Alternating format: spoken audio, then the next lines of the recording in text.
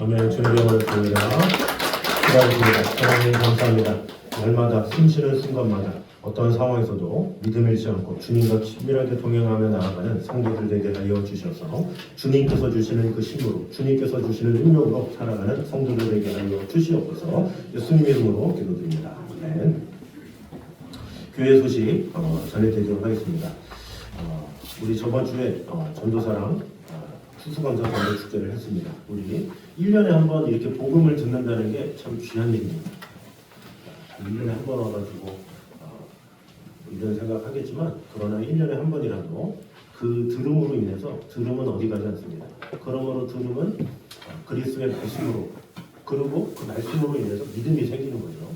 그래서 되게 회신해서 돌아오는 사람들 중에 한 사람들이 꼭 어렸을 때 크리스마스 때 교회에 갔다가 이렇게 한두 번의 경험이지만 그것들이 시간이 지나면서 쌓이면서 하나님을 알게 되는 경우가 있습니다. 그래서 단 한 번이라도 주님께 이끌어와서 복음을 듣는 것이 너무나도 귀한 것임을 우리 스스로가 확신해야 되고 또 혹시나 저번 주에 못할지라도 앞으로도 계속해서 잘 마음을 다해서 또 크리스마스도 있고 또 성부용신 예배도 있고 또 그런 기회 때 같이 초청해서 은혜를 나누면서 하나님의 사랑을 전하는 그런 성도들이 되면 좋겠습니다. 그래서 구원할 영혼들을 위해서 자나깨나 늘 영혼들을 돌아보기에 힘쓰는 영혼들이 되면 좋겠습니다. 그리고 피택자 교육은 계속 진행되고 있습니다. 시간들이 서로 안 맞아서 따로 시간을 각자 정해서 이렇게 진행하고 있습니다. 12월 15일 주일에 은퇴식과 또 임직식이 있습니다. 많이 기도해 주시기 바랍니다. 우리 옆 사람과 인사하도록 하겠습니다. 우리 자나깨나 영혼들을 사랑합시다. 시작. 네. 자, 영혼들을 사랑하는 건 시간 낭비가 아닙니다. 가장 하나님께서 기뻐하시는 것이고 하나님께서 원하시는 일이니까 영혼들을 생각하시면서 또 주위를 잘 돌아보면 좋겠습니다. 자기 자신을 생각하면 끝이 없어요. 일도 해결되지 않고. 그러나 영혼을 생각하게 되면 하나님께서 기뻐하시기 때문에 하나님께서 보내주십니다. 그래서 영혼을 사랑하는 마음으로 하루하루를 기쁨으로 보내는 성도들이 되면 좋겠습니다. 자, 오늘은 그 유명한 마르다와 마리아 이런 제목으로 은혜를 나누도록 하겠습니다. 성경에는 특별히 마르다와 마리아가 있는데 마르다는 딱 정해져 있어요. 한 명. 그런데 마리아는 인물이 많아. 그래서 이 마리아라는 인물에 대해서 보면서도 헷갈리는 경우가 많이 있죠. 그래서 성경에 보면 수많은 마리아들이 있어요. 그래서 그 왜 성경에는 특별히 마리아가 있을까? 한국으로 보면 우리나라 옛날 시대에는 순자, 말자 이게 동네마다 있었잖아요. 이제 그런 것처럼 요즘 시대에는 좀 세월이 흘러가지고 윤석, 민지 뭐 이런 친구들은 각 밤마다 하나씩 있어요. 한 명씩.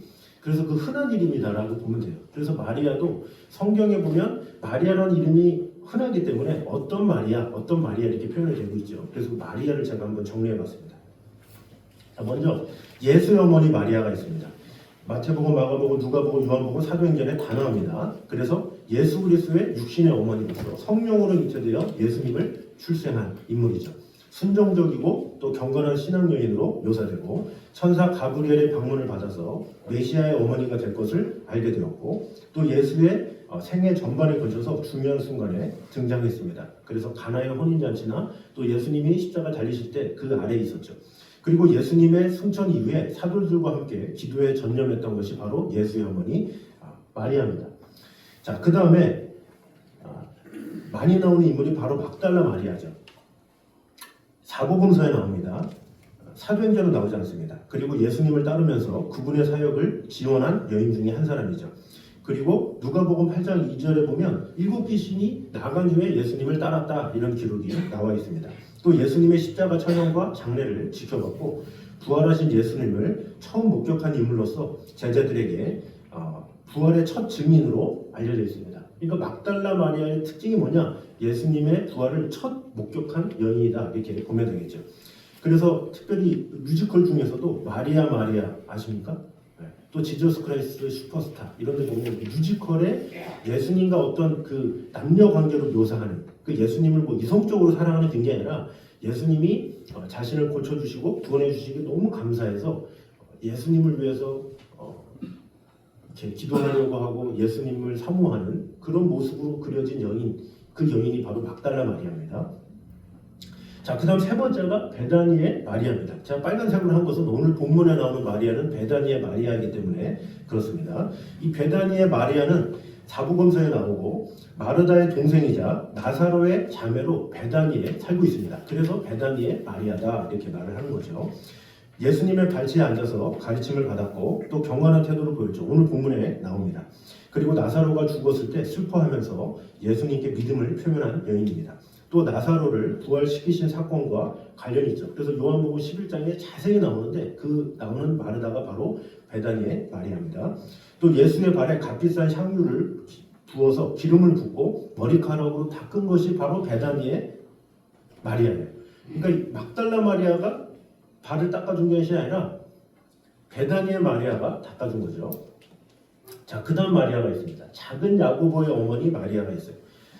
이 마리아는 마태복음, 마가복음, 누가복음에 나옵니다. 그래서 예수님의 십자가 처형을 지켜본 여인들 중에 한 사람으로 기록되고 작은 야고보와 요새의 어머니로 언급되고 있습니다. 마가복음 15장 40절에 보면 또 예수의 무덤을 찾아간 여인들 중에 한 명으로 부활 사건의 목격자입니다. 그러니까 부활 사건에는 거의 다 갔는데 대부분이 마리아였어요. 그러니까 헷갈리는 게 있을 수 있는 것이죠. 자, 그 다음에 다섯 번째로 글로바의 아내 마리아가 있습니다. 이 여인은 요한복음에만 나옵니다. 그래서 예수님의 십자가 아래에 있었던 여인들 중에 한 명, 또 예수님의 아래에 있었던 마리아 여인이 또 글로바의 아내 마리아다라는 거죠. 글로바의 아내이자 예수님의 가까운 지인으로 여겨지고 있습니다. 또 부활 사건과 관련된 증언자로도 등장하죠. 그리고 또 다른 마리아가 있어요. 다른 마리아. 또 성경을 보면 또 다른 마리아라 이렇게 말을 하고 있는데 예수님의 친족도는 제자 중에 한 명이라고 여겨집니다. 그래서 마태복음과 마가복음에 나옵니다. 그래서 부활의 증인되었던 무덤을 방문한 여인들 중에 한 명이다. 마태복음 28장 1절에 기록하고 있죠. 그리고 때로는 위에 마리아들과 동일 인물로 간주되기도 하죠. 수많은 마리아들이 있어요. 그 예수님의 십자가 아래 얼마나 많은 마리아들이 있었어요. 물론 다른 여인들도 많았겠지만 특별히 이렇게 마리아라는 이름을 가진 여인들이 많았다 이렇게 볼 수가 있습니다. 그래서 요약해 보면 예수님의 어머니 마리아는 메시아의 어머니로서 독보적인 위치다 볼 수가 있고, 막달라 마리아는 부활의 첫 증인으로서 중요한 역할을 하고 있고, 오늘 본문에 볼 베다니의 마리아는 예수와의 친밀한 관계와 믿음의 상징이라고 볼 수가 있고, 나머지 마리아들 역시 예수님의 사역과 부활의 증거자로서 중요한 역할을 한다라고 볼 수가 있습니다. 그래서 이 마리아라는 이름은 당시 유대 사회에서 가장 흔한 이름 중에 하나였다 이렇게 보면 되겠죠. 그래서 여러 인물들이 다 같은 이름을 가졌기 때문에 문맥에 따라서 이렇게 보면서 이해하면 되겠습니다. 그래서 오늘 마리아는 바로 베다니의 마리아. 그래서 마르다와 그 동생 마리아인데, 마리아는 베다니의 마리아다 이렇게 개념을 가지고 보면 되겠습니다. 자, 먼저 40절을 보도록 하겠습니다. 같이 읽겠습니다. 시작. 마르다는 준비하는 일이 많아 나와 이르되 주여 내 동생이나 나는 혼자 이렇게 두는 것을 생각하지 아니하시나이까 나를 도와주라 하소서. 자, 여기 보니까 아무래도 손님을 초대한 마르다는 준비할 것이 많았을 것으로 볼 수가 있습니다.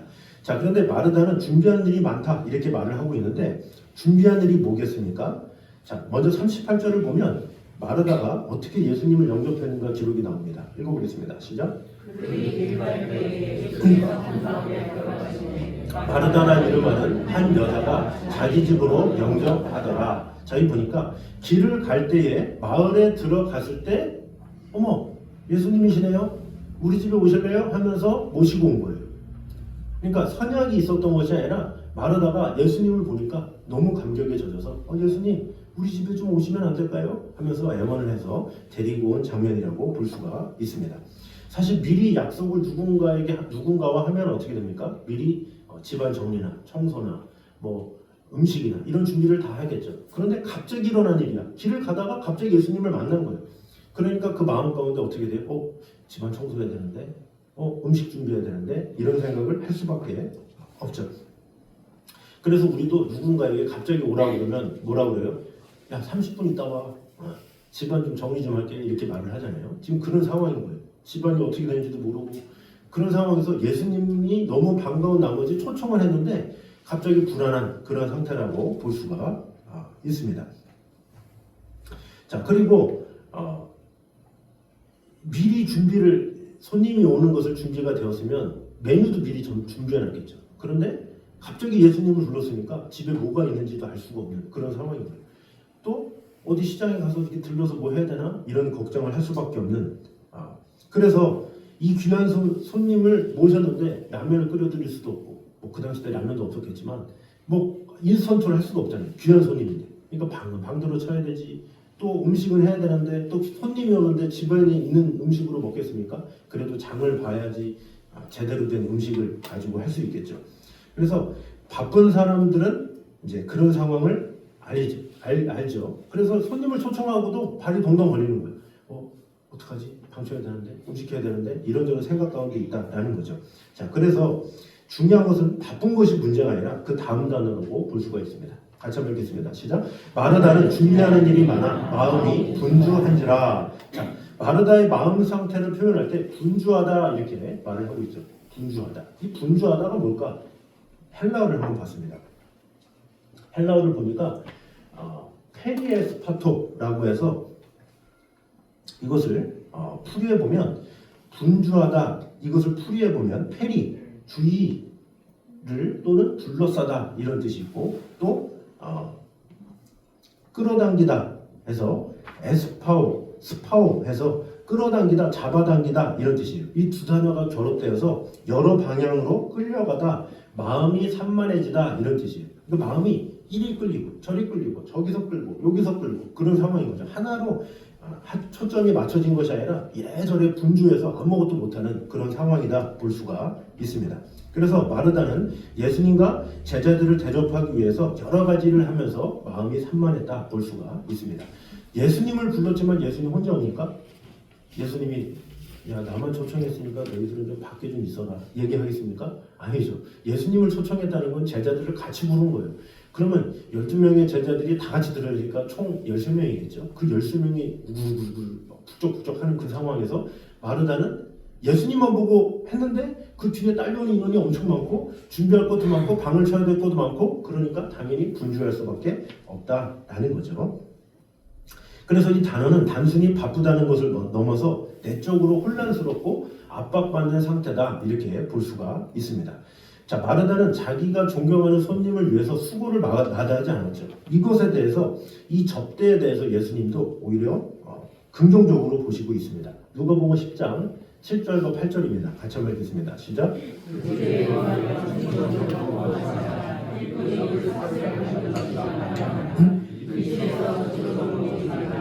어느 동네에 들어가든지 너희를 영접하거든 너희 앞에 차려놓은 것을 먹고. 자, 그런데 여기서 누가는 분주한지라 이런 단어를 사용함으로 인해서 뭔가 일이 잘못되었음을 암시하고 있습니다.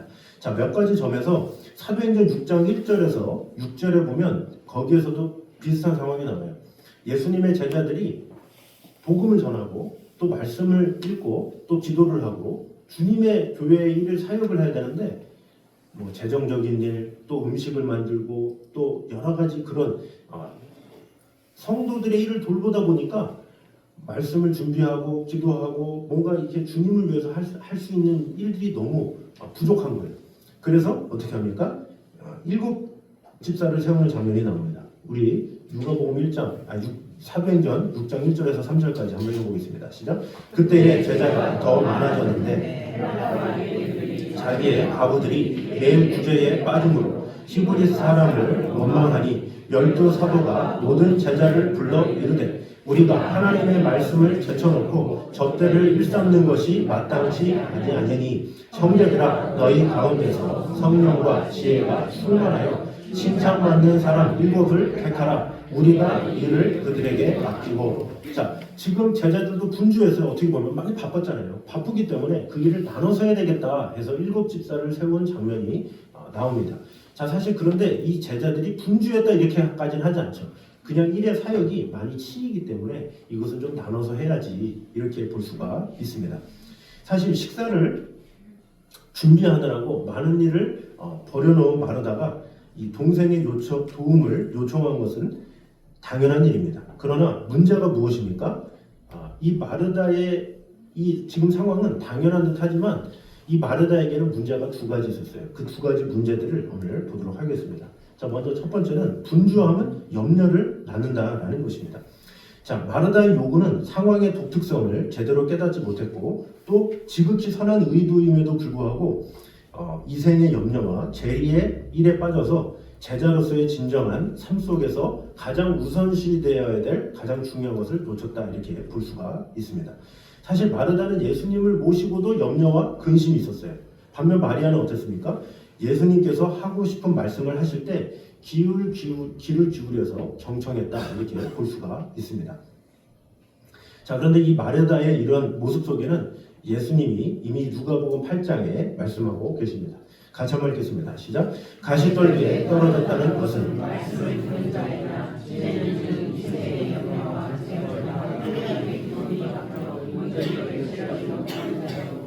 자, 가시떨기에 떨어졌다는 것은 말씀을 들은 자이나 지내는 중 이생의 염려와 재물과 향락의 기운이 막혀 온전히 결실치 못하는 자요 이렇게 이야기하고 있죠.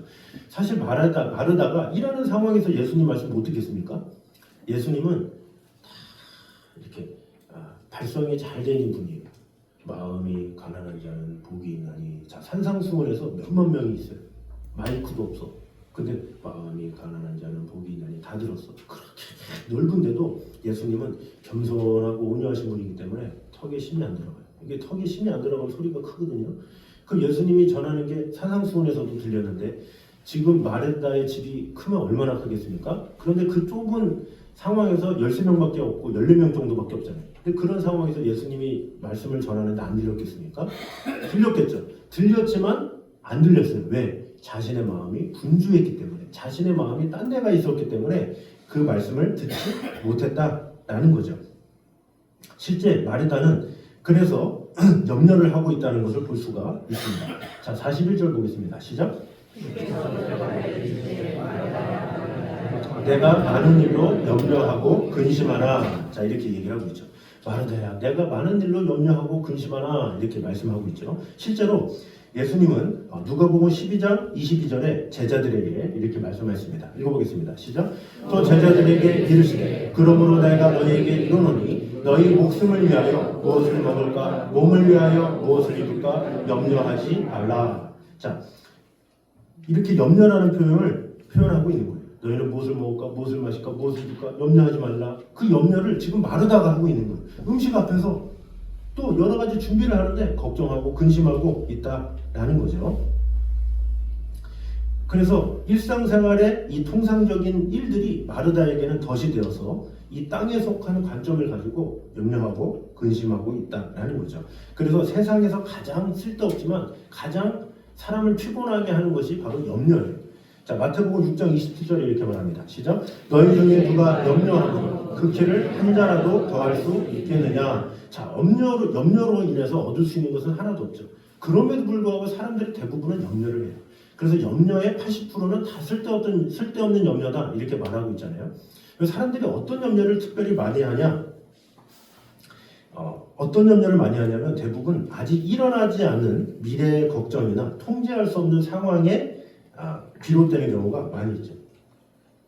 그래서 사람들이 하는 염려를 뽑아봤습니다. 자, 일어나지 않은 일에 대한 걱정. 내가 실패하면 어떡하지? 일을 하기도 전에 실패하면 어떡하지? 이런 걱정을 사람들은 많이 해요. 또 이 일이 잘 안 풀리면 큰일 날 거야. 일을 시작하기도 전인데 실패할 걸 걱정하고 안 풀릴 걸 걱정하고 근심하고 있다라는 거죠. 그래서 이 과도한 상상력 때문에 걱정을 하게 되는, 일을 하기도 전에 그르치는 경우가 너무나도 많이 있다는 거죠. 자, 두 번째로는 타인의 생각에 대한 염려가 있습니다. 저 사람이 나를 어떻게 생각할까? 이런 거에 대한 염려를 하는 거죠. 내가 이렇게 하면 사람들이 날 싫어하지 않을까? 이런 생각을 하는 경우가 너무나도 많이 있어요. 뭐 실례로 예를 들어서 우리가 뭐 노래하는 입장이나 그리고 합창이라고 보면 실수를 할 수 있잖아요. 그럼 본인만 알고 있음에도 불구하고 나를 어떻게 생각할까? 어떡하지? 그러면서 잠 못 이루는 경우도 많이 있어요. 본인만 알고 있는데 상대가 그렇게 생각할 거야 라고 생각하는 경우가 있죠. 사실 다른 사람들의 생각은 통제할 수 없잖아요. 그런데 이에 대해서 과도하게 신경을 쓰는 경우가 있다는 거죠. 자, 세 번째는 미래에 대한 막연한 불안입니다. 나중에 경제 상황이 더 나빠지면 어떡하지? 이런 생각을 하는 거죠. 노후 준비를 지금보다 더 해야 될 텐데 어떡하지? 이런 생각을 하는 거죠. 그러니까 미래를 준비하는 것이 필요하죠. 미래가 준비하는 것은 당연한데 그것을 너무나도 과도하게 되면 어떻게 돼요? 어떡하지? 어떡하지? 큰일 났네? 이런 식으로 생각하는 경우가 많이 있다라는 거죠. 자, 그 다음에 또 이런 염려가 있습니다. 현재 상황에 대한 불만족과 비교가 있습니다. 내 친구는 나보다 더 잘 나가고 있는데 나도 저렇게 돼야 되는데 또는 왜 나는 항상 이렇게 운이 없지? 하면서 다른 사람과 비교해서 자기를 판단하는 경우가 많이 있죠. 늘 자신을 비교하거나 현재 상황을 부정적으로만 보는 그런 경우가 있죠. 심지어 자기의 자녀들에게도 그렇게 말하는 경우가 있죠. 옆집 철이는 그런데 너는 왜 그러냐? 하면서 오히려 그런 부정적인 기운을 이렇게 해서 하는 경우가 있죠. 현재 상황에 지금 너희 친구는 이런데 현재 너는 이러냐? 왜 이러냐? 하면서 비교하는 이런 잘못된 경우도 있다는 거죠. 자, 다섯 번째는 과거에 대한 후회가 있습니다. 그때 그렇게 하지 말았어야 되는데 그럼 지나간 일인데 10년 지나고 20년 지나고 30년 지났는데 내가 왜 그랬을까? 내가 왜 그 중학교를 갔을까? 제가 좀 그래요. 왜 내가 남자 중학교 가가지고 그렇게 참 바보 같은 생각을 많이 하는 경우가 있어요. 그 선택이 내 인생을 망친 것 같아. 그러면서 자신의 그 지나온 선택, 그것으로 인해서 자신을 망쳤다고 생각하는 경우가 많이 있다는 거죠. 이미 지나간 일을 곱씹으면서 지금에까지 영향을 미치는 그런 것이 우리에게 있을 수 있다는 거죠. 또 여섯 번째, 마지막으로 건강에 대한 지나친 염려가 있어요. 머리가 이거 혹시 위험한 조짐 아닐까? 그러면서 생각을 엄청 하는 거예요. 그러면서 큰 병원에 가봐야 되나? 어떻게 해야 되나? 앰뷸런스를 불러야 되나? 이렇게 하는 경우가 있죠. 작년에 검사를 받아서 괜찮았는데 이번에는 아닐지 몰라. 그러면서 그 건강검진이 있을 때까지 두려웠고 떨림으로 사는 경우도 있다는 거죠. 자, 건강을 챙기는 것은 중요하죠. 그러나 과도한 걱정은 오히려 스트레스를 높이고 건강을 해롭게 하는 경우가 많이 있다는 거죠. 안 속하는 사람이 있습니까? 저도 하루에 6가지 항상 하는 것 같아요. 우리 모두가 다 이런 걱정과 염려를 하는 것 같아요. 미래적인 거, 앞으로를 바라보면서 하나님의 행하시를 바라봐야 되는데 왜 이랬지, 저랬지, 그랬지, 저랬지 이런 염려 때문에 걱정하고 하는 경우가 많이 있다라는 거죠. 자, 중요한 것은 무엇입니까? 마르다가 지금 염려하고 걱정하는데 어떤 상황에서 걱정하고 염려하는 거예요? 예수님을 모신 상황에서 염려하는 거예요. 이것이 핵심인 거예요. 예수님이 없기 때문에 염려한다면 이해가 가. 근데 예수님을 집에 모셨어. 예수님이 좋아서 모셨는데 예수님이 지금 자신의 방 안에 있음에도 불구하고 걱정하고 근심하고 염려해. 이 얘기는 뭐예요? 오늘날의 많은 그리스도인들이 예수님을 마음속에 모셨다고 하면서도 동일하게 걱정하고 근심하고 염려한다라는 것을 볼 수가 있어요. 그러니까 예수님을 믿는다고 걱정하고 근심 없냐? 그렇지 않다라는 거죠. 예수님을 마음속에 모셨는데 모신 건 모신 거야. 근데 염려는 염려야. 그런 경우가 대부분이다라는 거죠. 그래서 믿음이 좋다고 염려 근심을 안 하느냐? 그렇지 않다라는 거예요. 예수님을 마음속에 모셨다고 염려 근심 안 하느냐? 그러진 않다라는 거죠. 자, 그런데 염려로만 끝납니까? 자, 두 번째 보니까 같이 한번 읽겠습니다. 시작. 분주하면 주위에게 피해를 준다라는 사실입니다. 자, 마르다는 이곳에 본인을 제외한 두 명에게 불만이 가죠. 물론 예수님의 제자들은 아무것도 한 게 없으니까 뭐 여기 나오지도 않고 먼저 누구에게 불만이 갑니까? 동생을 원망하죠. 갑자기 원망스러워. 왜 나 혼자 방을 쉬지? 왜 나 혼자 밥하지? 갑자기 동생이 원망스럽기 시작해. 그러면서 동생에 대한 미워하는 마음이 생기게 되는 거죠. 자, 혼자 일한다고 생각하는 만큼 억울한 것이 없어요. 물론 그럴 수 있죠. 둘이 있는데 좀 같이 일하자 그러면 좋은데 혼자 일하고 있다는 것만큼 얼마나 비굴하고 또 답답합니까? 그런데 혼자 일하는 그 억울함 가운데 사실 예수님은 말씀을 전하고 있고 마리아는 그 말씀을 듣고 있고 자기가 그 억울함은 이해가 가지만 그 억울함을 어디까지 가요? 마리아를 미워하는 것까지 가고 있다라는 거죠. 오히려 원망을 하고 있다라는 거죠. 자, 그런데 마르다는 마리아를 원망하는 것을 넘어서 어떻게 돼요? 나중에는 더 뛰어넘어서 왜 지금 이렇게 바쁜데 예수님은 왜 말씀을 전하시지? 지금 이게 바쁜 거 안 보이시나? 하면서 예수님한테 오히려 시비를 거는 내용이 나오죠. 40절 보겠습니다. 시작. 예수께 나와 이르되 동생이 나 혼자 일하게 주는 것을 생각하지 아니하시나이까. 그를 명하사 나를 도와주라 하소서. 자, 이거 보면 마리아가 좀 강한 것 같아요. 예수님한테 말하기가 더 조심스러울 텐데 마리아한테 차마 말도 못하고 예수님한테 주여 좀 마리아한테 얘기 좀 해서 날 좀 도와달라 해주세요. 그럴 정도라면 마리아가 얼마나 좀 강한가 이렇게 볼 수가 있죠. 보통 같으면 이게 잠이니까 이렇게 얘기할 거 아니에요. 근데 그 말조차 못하니까 예수님한테 가서 주여 마리아한테 얘기 좀 해주세요 이렇게 말하고 있다는 거죠. 그럼 뭐예요? 애꿎은 예수님한테 지금 원망하는 거예요. 주여 왜 지금 말씀하는 거예요? 내가 밥하기 바쁘고 뭐 바빠 죽겠는데 마리아 좀 어떻게 해주세요 말을 하고 있어요. 그러면 마르다는 누구를 원망해요? 마리아도 원망하고 예수님도 원망하고 주위 사람들 다 원망했다는 거죠. 왜? 분주해서. 분주한 자기 마음 때문에 애꿎은 마리아를 뭐라 그러고 예수님을 원망하고 있다라는 것이죠. 그러니까 분주하다라는 것은 본인 마음도 그렇지만 다른 사람에게도 안 좋은 영향을 끼칠 수밖에 없다라는 것입니다. 결론적으로 보면 결국 우리는 일을 얼마나 많이 하는가 이것이 중요한 것이 아니라 내가 얼마나 분주한가 이것을 돌아볼 필요가 있다라는 거죠. 자, 일이 바쁘면서도 주무 있게 일을 처리하는 사람이 있어요. 근데 일이 하나도 없음에도 불구하고 늘 바쁜 사람이 있어요. 우리가 세상을 살아보면 안 바쁘다는 사람이 어디 있습니까? 세상 사람 다 바쁘지. 근데 꼭 바쁘다고 강조하는 사람들 중에 바쁜 사람을 제가 못 봤어요. 오히려 시간 약속을 잘 지키는 사람들이 바쁜 경우가 상당히 많이 있어요. 제가 늘 얘기했잖아요. 백수가 제일 바쁘다고. 항상 바빠, 항상 바빠.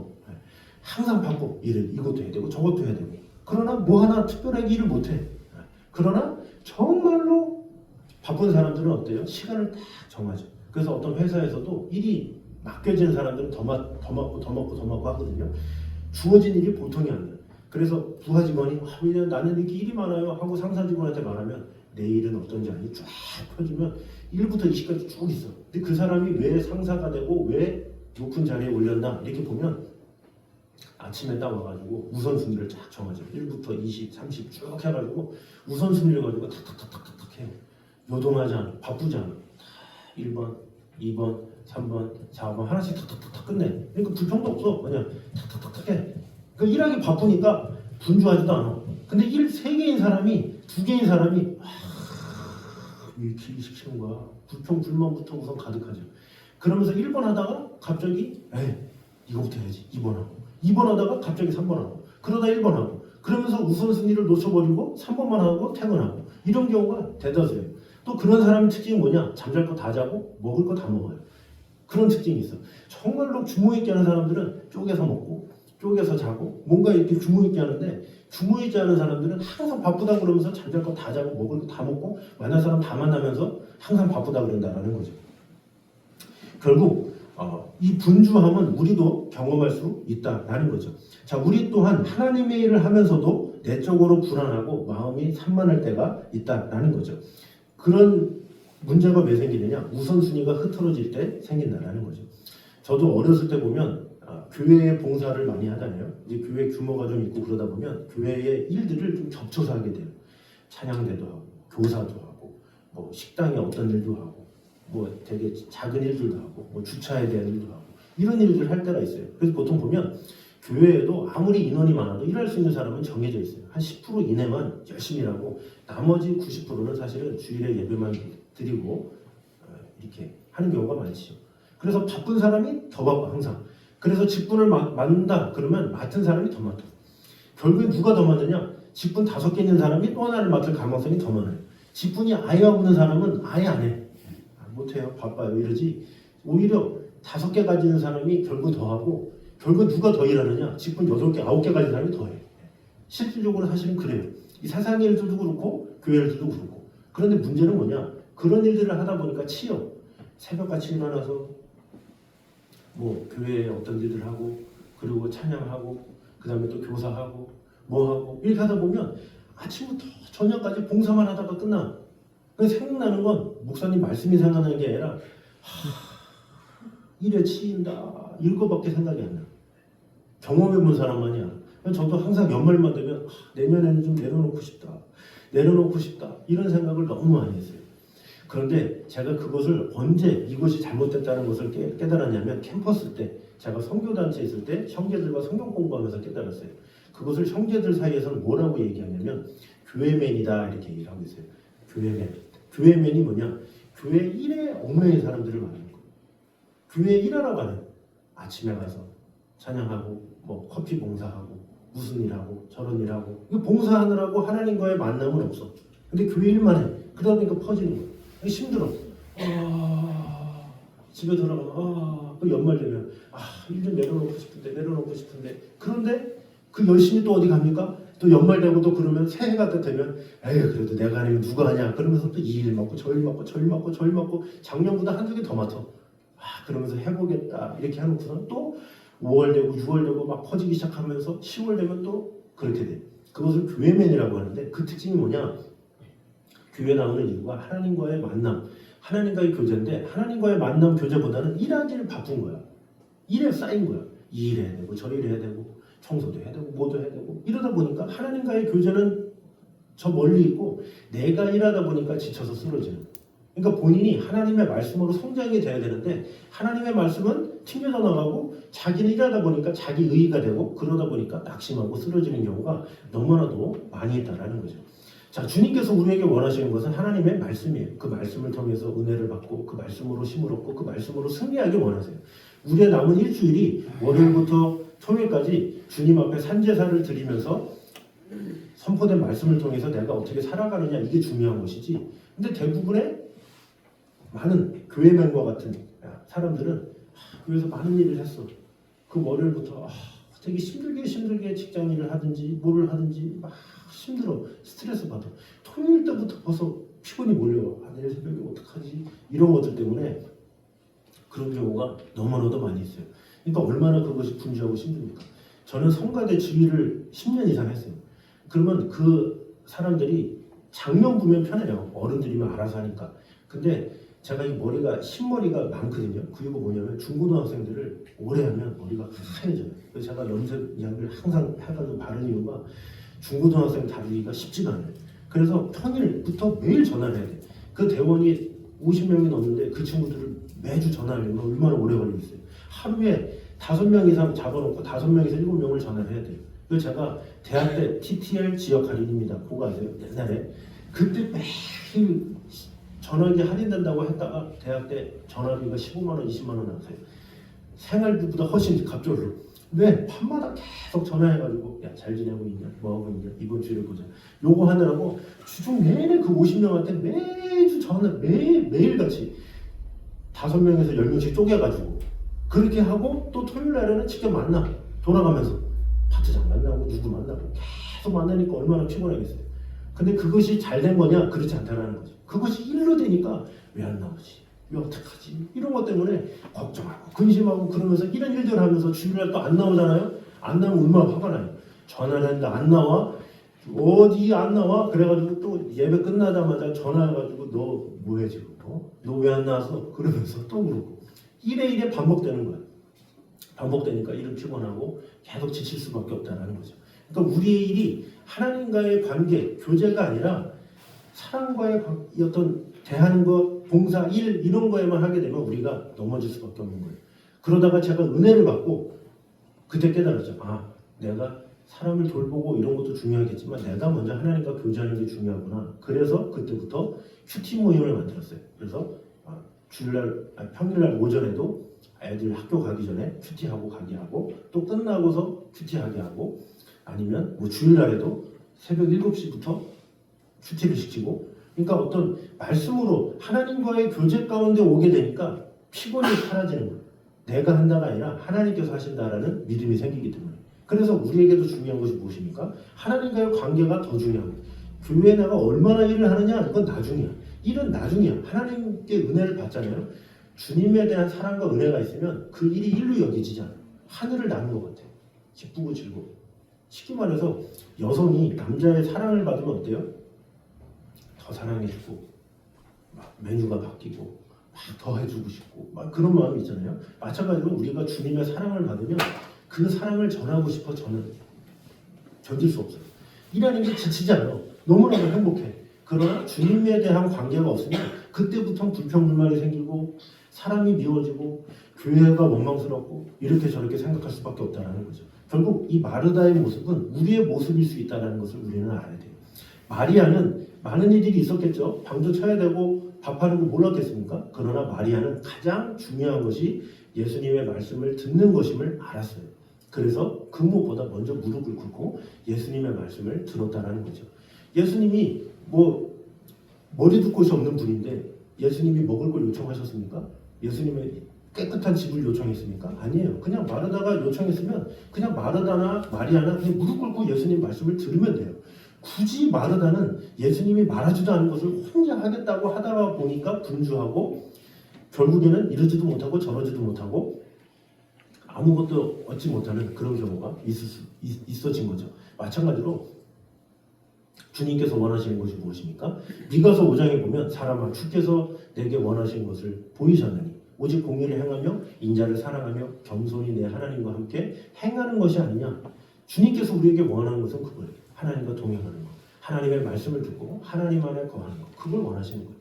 일이 중요한 게 아니라 하나님과의 관계가 가장 우선이다라는 거죠.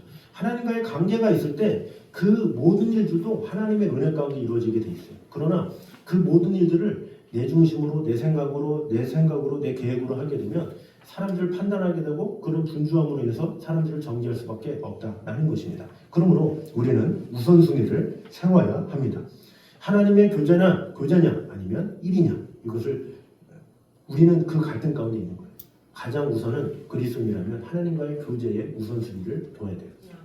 아까 말씀드렸지만 마르다는 예수님을 집안에 모시고도 예수님과 교제하기는커녕 일에 분주했어요. 우리도 그럴 수 있다는 거죠. 예수님을 내 마음속에 모시고도 분주한 모습 우리가 돌아봐야 할 필요가 있다는 거죠. 우리가 혹시나 쓸데없는 염려와 근심과 이런 모습이 인해서 하나님과의 관계에 방해가 되진 않는지 다시 한번 돌아보게 됨으로 말미암아 우리의 모든 것 가운데 하나님과의 교제가 가장 중요한 것임을 꼭 기억함으로 말미암아 그 분주함의 해결은 주님과의 만남에 있음을 알고 주님과의 교제에 최우선을 두는 저와 여러분 되시기를 주님의 이름으로 축원합니다. 자, 그 시간에 나무엇과도 주님을 바꾸지 않는 우리 다시 찬양하도록 하겠습니다. 나무엇과도 주님을 바꾸지 않는 나의 분주함과 바꾸지 않는 나의 염려와 바꾸지 않는 이렇게 고백하며 찬양하겠습니다. 다른 어떤 은혜 구하지 않겠습니다. 오직 주님만이 내 삶의 도움이십니다. 주님의 얼굴 보기 원합니다. 주님 얼굴 보지 못해서 괴롭습니다. 주님, 내가 주님 만나고 싶은데 주님 만나지 못해서 안타깝습니다. 이런 마음으로 나아갈 때 오히려 주님께서 보내주심을 믿고 우리 같이 찬양하며 나아가겠습니다.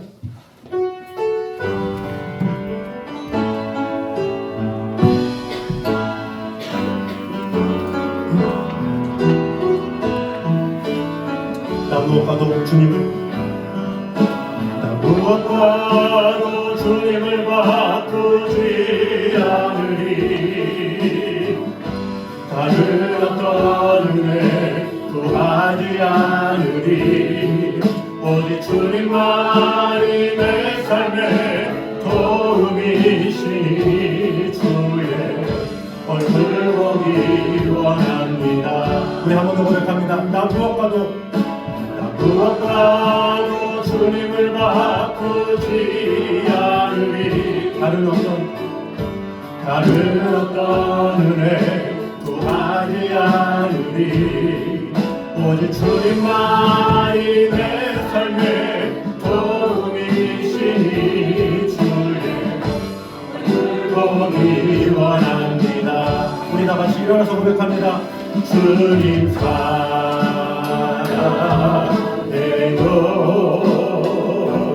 온 마음과 정성 다해 하나님의 신실한 친구 되기 원. 우리 다시 한번 고백합니다. 나 무엇과도 주님을 바꾸지 않으리. 다른 어떤 은혜 구하지 않으리. 주님만이 내 삶의 도움이시니 주의 얼굴 보기 원합니다. 주님 사랑해요. 주님 사랑해요.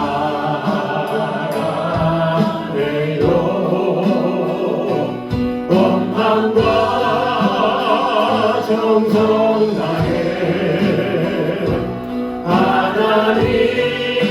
하나님의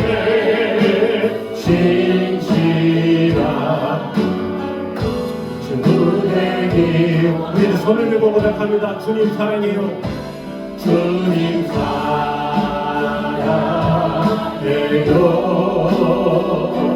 온 마음과 정성 다해 하나님의 신실한 친구 되기 원합니다.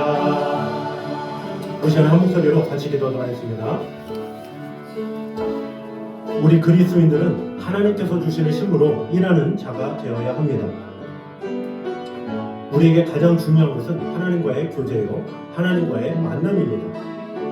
우리가 아무리 교회를 열심히 다닌다 할지라도 하나님과의 교제가 없으면 주님께서 주시는 힘으로 살아가지 않으면 지칠 수밖에 없습니다.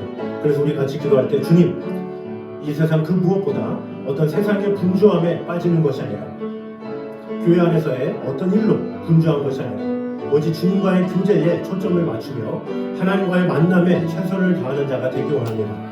먼저 하나님의 음성에 귀를 기울이며 하나님의 뜻이 무엇인지 먼저 분별할 수 있는 그런 자가 되게 하여 주시옵소서.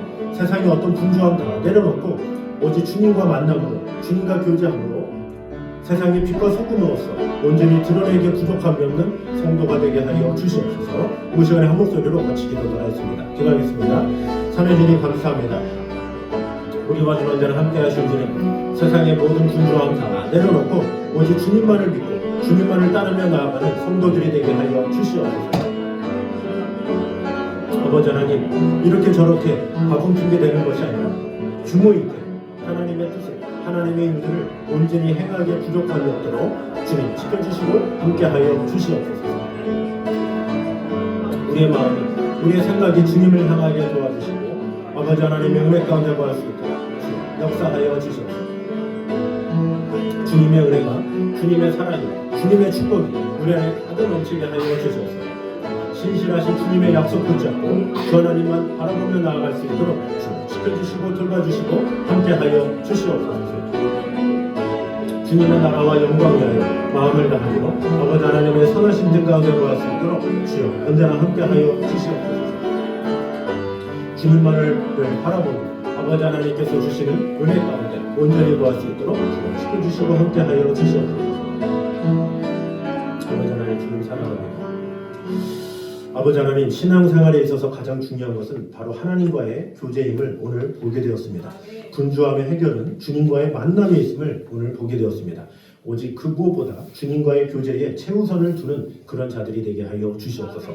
하나님께서 주시는 힘으로 일하게 하시고 하나님께서 주시는 그 사랑으로 사랑하게 하시고 하나님께서 주시는 그 능력으로 이 세상 가운데 승리하며 나아가는 성도들 되게 하여 주시옵소서. 아버지 하나님 혹시 주님과의 관계에 소홀했다면 다시금 주님과의 사랑을 다시금 회복하며 주님과의 만남으로 말미암아 모든 것을 일로 여기지 아니하고 주님께서 주실 축복으로 여기는 그런 성도들이 되게 하여 주시옵소서. 하나님의 말씀을 소중히 여기며 하나님과 교제함을 기쁨으로 여기며 하나님과의 만남을 최우선의 행복으로 여김으로 말미암아 주님과 교제함으로 화평함으로 이 세상 모든 사람 가운데서도 온전한 화평을 주며 하나님의 뜻 가운데 거할 수 있도록 주님 함께하여 주시옵소서. 이제는 우리 주 예수 그리스도의 은혜와 아버지 하나님의 무한하신 사랑과 성령님의 교통하심이 늘 우리와 함께 계시는 하나님과 긴밀하게 교제하며 하나님과 만나기에 힘쓰기를 원하는 이 자리에 있는 모든 성도들 위해 이제부터 여기까지 함께 있기를 간절히 축원하옵나이다. 아멘.